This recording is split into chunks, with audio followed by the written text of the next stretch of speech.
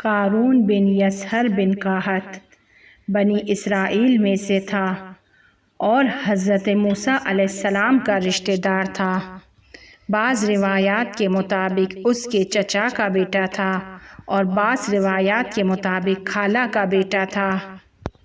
وہ علم کی تلاش میں تھا تاکہ بہت زیادہ علم کو جمع کر سکے اور بہت زیادہ علم کو حضرت موسیٰ علیہ السلام سے سیکھتا ہے، لیکن جب بہت زیادہ علم اور مال و دولت جمع ہو جاتی ہے تو وہ طغیانی پر اتر آتا ہے، نافرمانی پر اتر آتا ہے۔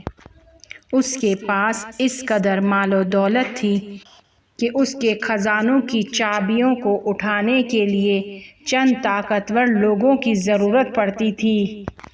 قارون پہلے مومنوں میں سے تھا، لیکن بعد میں اس کا ایمان ضعیف ہو گیا، غرور میں مبتلا ہو گیا، بہت زیادہ دولت ہاتھ میں آ گئی تھی۔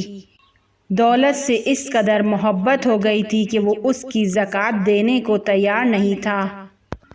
قارون کی موت کیسے واقع ہوئی اس کے بارے میں بہت زیادہ نہیں معلوم، لیکن صرف اتنا معلوم ہے کہ وہ زمین کے اندر دھس گیا تھا، اپنی تمام مال و دولت کے ساتھ زمین کے اندر چلا گیا تھا۔ حضرت علی علیہ السلام سے نقل ہے کہ قارون حضرت موسیٰ علیہ السلام کے زمانے میں زمین میں دھس گیا تھا اور خداوند تعالیٰ نے اس پر ایک فرشتے کو موکل کر دیا تھا کہ روزانہ اس کو ایک انسان کے قد کے برابر زمین کے اندر دھکیلے۔ مدتوں بعد کہ جب حضرت یونس علیہ السلام کا دور آیا اور مچھلی نے انہیں نگل لیا تو مچھلی کے پیٹ میں تسبیح اور استغفار کرنے میں مشغول تھے۔ قارون حضرت یونس علیہ السلام کی آواز کو سنتے ہیں تو اس فرشتے سے کہ جو اس پر موکل تھا پوچھتے ہیں کہ کیا تم مجھے تھوڑی سی مہلت دے سکتے ہو؟ مجھے کسی آدمی کی آواز آ رہی ہے، میں اسے سننا چاہتا ہوں۔ اس وقت خداوند تعالیٰ نے اس فرشتے کو فرمان دیا کہ قارون کو مہلت دو۔ فرشتے نے قارون کو مہلت دی۔ قارون نے اس شخص سے پوچھا کہ جس کی آواز اسے سنائی دے رہی تھی، پوچھا کہ تم کون ہو؟ تو وہ کہنے لگا کہ میں بندہ ہوں، میرا نام یونس ہے اور میں متی کا بیٹا ہوں۔ اب قارون اس سے پوچھنے لگا کہ مجھے بتاؤ کہ خداوند شدید الغضب نے حضرت موسیٰ بن عمران کے ساتھ کیا کیا؟ حضرت یونس علیہ السلام نے کہا افسوس کہ وہ دنیا سے چلے گئے ہیں۔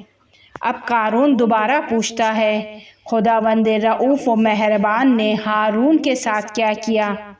حضرت یونس علیہ السلام نے کہا کہ افسوس وہ بھی دنیا سے چلے گئے۔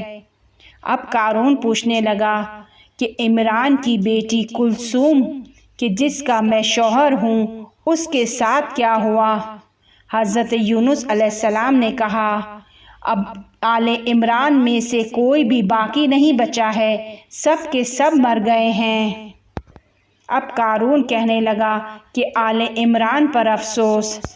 اب خداوند تعالیٰ نے اس فرشتے کو کہ جو قارون پر موکل تھا تاکہ اس کو ہر روز عذاب دے، اس کو حکم دیتا ہے کہ اس کے عذاب کو قیامت تک کے لیے روک دو، دنیا کے دنوں میں اس کے عذاب کو اس پر سے اٹھا لو۔